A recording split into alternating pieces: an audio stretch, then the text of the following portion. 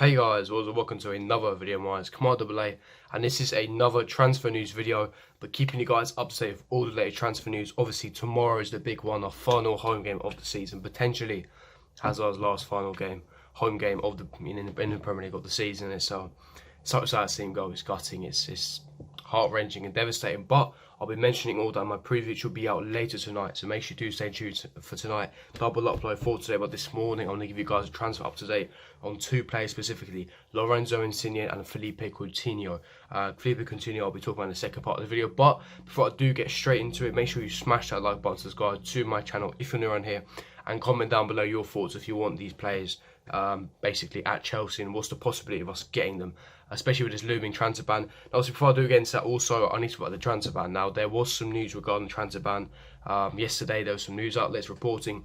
See, there was a lot of conflicting reports. Some reports are saying that FIFA have come to a decision. They have concluded on the verdict. However, the decision will be made by the end of the week. That has not been the case because obviously it's the weekend. FIFA won't be working during the weekend. If it was going to happen, it would have happened yesterday. Nothing has been announced. We haven't heard anything, so therefore that was false. The other reports is that FIFA are nowhere near concluding a verdict.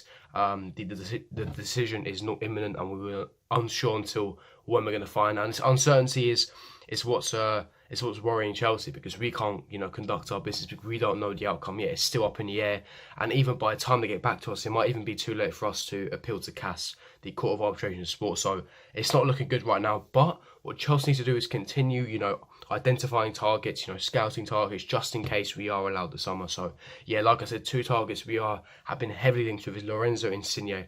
Now, Lorenzo Insigne, according to Corriere dello Sport, who are very reliable out in the Italian media, have reported that Maurizio Sarri wants Lorenzo Insigne as an Eden Hazard replacement for next season if the transfer ban is uplifted.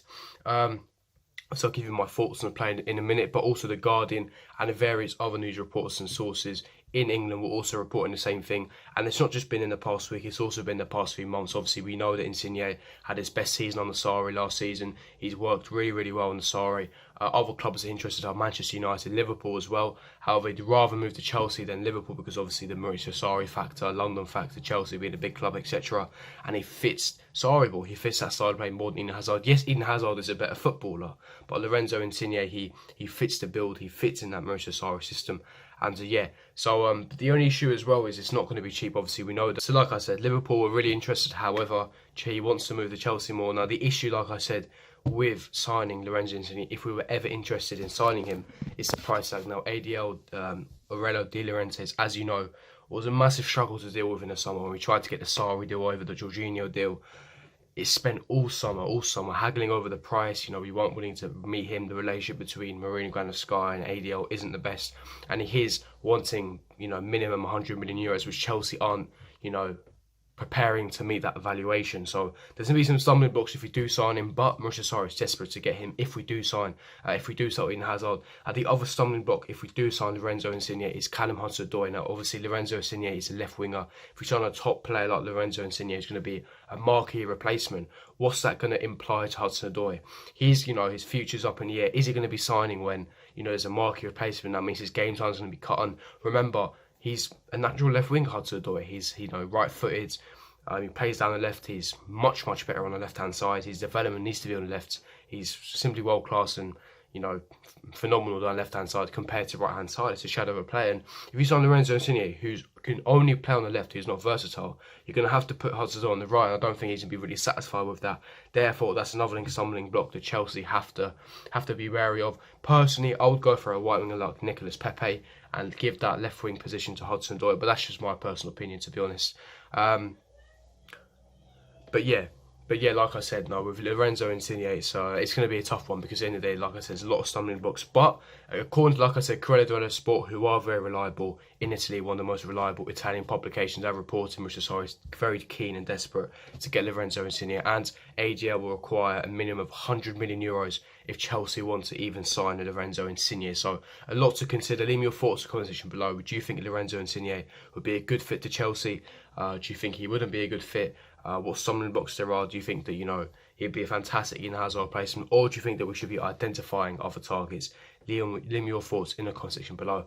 But getting into the second part of the story that does regard Philippe Coutinho from Barcelona, and he hasn't had the best of careers at Barcelona. Obviously, we knew his phenomenal, staggering form at Liverpool, banging in goals, was by far Liverpool's best player, playmaker, can play very versatile, can play on the left wing, can play in the number 8 position, can play in the number 10 position, can even play on the right wing as well. It's a very versatile player, top player, world-class player. He just hasn't worked out from Barcelona. There's a number of reasons for this. Philippe Coutinho, this has been a team where, you know, they played to his strengths, that he's a star man in the team. When you have like Lionel Messi, who takes that shining light, everything is focused down his side. It's a bit hard for Coutinho. He's been trying to adapt to the Spanish La Liga. It's been a bit difficult for him. You know, his confidence is shot when I've seen him at Barcelona, when he's been playing there. He hasn't been playing too well. He's not as daring as he used to be. Liverpool will take long shots, etc. But he's still a top player nonetheless. He's only 26 years of age. He'd be a fantastic fit. And for that number 8 position, it's made and tailor-made for him. I mean, he'd be phenomenal for that number 8 position. So yeah, I would love him to be ready and playing for us. Like I said, it won't be a cheap price. Now, Mundo Deportivo have reported that obviously Coutinho's agent is also the same as Willian's agent, Kaya. I can't pronounce the surname. However, he did come out and interview Coutinho's agent. He did say Premier League club has officially bid for Philippe Coutinho, and 2 clubs have been interested. That's Chelsea and Manchester United, and 1 club has already bid for him. Apparently, it was a low bid. Now, when I first heard this, I thought, oh, maybe it's Chelsea, but we do need to, you know, take some context into this. Now, we do have a transfer ban, like I mentioned earlier. Why would Chelsea be bidding when we don't know the outcome yet? So I thought that was a bit confusing, but it does seem reliable, because at the end of the day, it was Willian and Coutinho's agent, Kaya, who did come out into the interview, said the Premier League club has actually officially bid for Philippe Coutinho, and it has been rejected for Barcelona. Now, Barcelona's president did say that they want to keep Coutinho unless the price is right. Now, they're not going to be selling him for any less than what they pretty much paid for, and they paid for about 135 million for him. So if you do want to sign him, it's going to be very pricey, just like Lorenzo Insigne. But if you're going to sign a top marquee signing to replace Eden Hazard, then prepare to pay the big bucks. It's as simple as that. It's not going to be cheap whatsoever. It's going to be quite expensive. So yeah, it's not something that we should be surprised by. It's not something we should be shocked by. But yeah, that's going to be the price of it. Philippe Coutinho, like I said, be fantastic. Goal scorer, world-class free kick taker, linking up the play, driving through, a lot of pace, precision, acceleration, agility. He'd be fantastic in the Sarri system, and like I said, very versatile to have. Can play on the right, can play on the left, can play that number 8 position. So I think Philippe Coutinho will be a fantastic fit at Chelsea, and yeah, it's going to be interesting for that one. But finally, wrapping up with the transfer daily, it's an annoying one, this one, because I've been wanting this guy for months and months. You know, I've watched him play so many times. I've known him from, you know, playing FM. I've known him from watching him at Frankfurt, and you know, we saw him the other night when he scored against us. But Luka Jovic, it looks like he's officially off to Real Madrid. AS, which is a reliable Spanish report, did say that a 60 million euro bid from Real Madrid has been accepted. 48 million euros will be going to Frankfurt, and the remaining 20%, which is the 12 million euros, will be going to Benfica for the player. He's agreed a 6-year contract with Real Madrid, and looks like he's off. You know, all these rumours, it's not just his, various other reports as well, and even in the past few weeks, past few months, has been, you know, strongly reported that Luka Jovic will be off to Real Madrid. And it's so frustrating, it's so annoying, because at the end of the day, he's such a top player, and he's perfect for Chelsea. That number 9 that we've desperately needed for years and years and years, and he's perfect for Sarri. The way he links up the play, strong, physical, reminds me of Aguero when he was younger.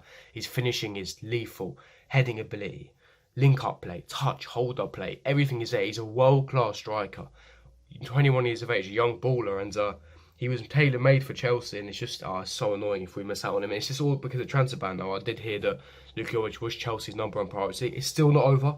It hasn't been official. Nothing's been official, so you know we could still get him, but it's looking unlikely at this stage. It looks like he is off to Real Madrid, and it's so frustrating. I've wanted Luka Jovic for months and months and months, ever since last summer. I've wanted Luka Jovic. He's had such a fantastic season at Frankfurt, scoring 26 goals in all competitions, and it will continue. And he's such a top player, world class player, and it's so sad that we potentially might be missing out on him. But yeah, it's just so frustrating. But leave me your thoughts in the comment section below regarding like Lorenzo Insigne, Philippe Coutinho. Would you like these type of players at Chelsea? Do you think Coutinho's finished? Do you think he'd even fit Chelsea? And what are your thoughts on Luka Jovic potentially going to Real Madrid and the fact that we've missed out on him? It's really, really frustrating. But I'm going to wrap up the video there. If you did enjoy this video, don't forget to smash that like button, subscribe to my channel if you're new around here. And I'll see you guys for my next video. Peace.